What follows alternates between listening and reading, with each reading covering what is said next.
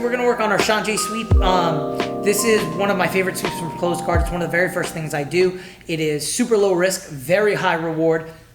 Just something you can use to test your opponent's base, and we can begin to connect a lot of different techniques to this. So we're gonna start with a sleeve grip, and I want to build a knuckle wall. So when I make the sleeve grip, I want to turn my thumb like I'm holding a coffee mug with my thumb up and my knuckles resting against her forearm.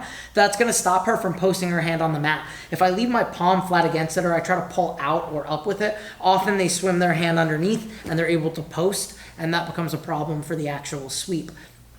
So when I get here, I'm going to turn and connect my elbow to my ribs, and my knuckle is there. So again, it's just like we're holding a cup of coffee here, right? We don't want to spill it. This hand, I'm going to reach for a pant grip somewhere down by the knee. Now, a lot of people, the pants get really tight here. There's not a lot of room. So I want to remind you that you have closed guard. You can use your legs to start moving the person a little bit and create some space. And I'm just going to grab the outside of the pants right here.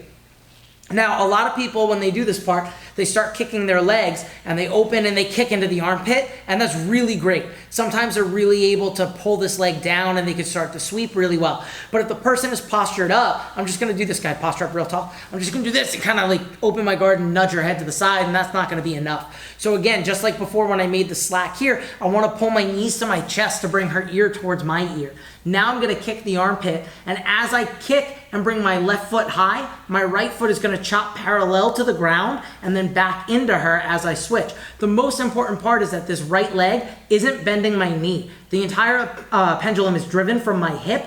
So when I do my sweep, I don't wanna fall here where she's gonna land on top of my knee. I wanna keep that leg long. So I pull in, we sweep, and now because my leg is long, I can turn onto my hip. My left heel is gonna pinch in and help pull my body the rest of the way into my mount here. I'm gonna make my sleeve grip, building my knuckle wall, rotating it, elbow to my ribs in the floor, thumb to the ceiling, palm to me like I'm holding a coffee mug. This hand is gonna grip the bottom of the pants. If there's no room, use your guard to disrupt their base a little bit and get that. I pull my knees in, my left foot is gonna clamp high on her back, bringing her head to the side. My right leg is gonna swing and stay long so I can pull myself all the way up on top here. The most important part about this, and anytime you're trying to go from your back to your belly or to your knees, is that the one leg that you're rolling over stays long. If I were to bend my knee this way, give me one sec, if I were to bend my knee this way, I'd have to get up on my elbow and then either heist my hip up over my knee or start stepping and pulling it underneath like a technical stand-up. If I just leave it long, I put my foot on the floor, I can drive my second knee to the mat, and I'm already over on my stomach starting to turn this way. So I want to do that same exact thing when I do my sweep. Can you come to this side?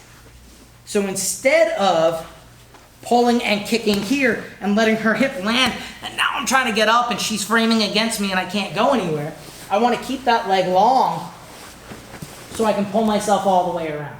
That will apply to so many more techniques than just this.